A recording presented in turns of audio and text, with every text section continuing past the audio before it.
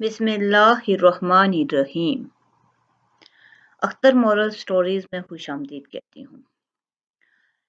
इशफाक अहमद लिखते हैं कि एक दिन बेबे ने बेसन की रोटी पका कर दी।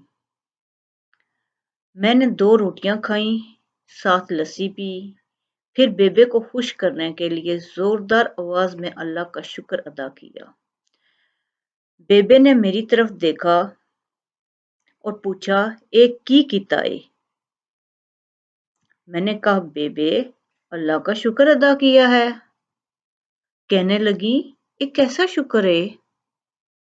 2 रोटियां तुझे दी, तू खा गया, ना तो तू बाहर झांका और ना तूने आस पास की खबर ली कि कहीं कोई भूखा तो नहीं।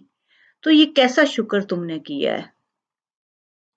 पुत्र, रोटी खा के लफ्जों वाला शुक्र तो सब करते हैं, अपनी रोटी बांट कर शुक्र नसीब वाले करते हैं। अल्लाह को लफ्जों से खुश करना छोड़ दो। पुत्र, अमल पकड़ो, अमल। अल्लाह जिस चीज से नवाज दे, इसे खुशी से इस्तेमाल करो और किसी के साथ बांट लेना लिया करो, यही अमली शुक्र है। नेमत खुदाबंदी का अमली शुक्र इसको बांट कर खाने में है, और वो भी अजीज रिश्तेदारों और आस पड़ोस के लोगों के साथ।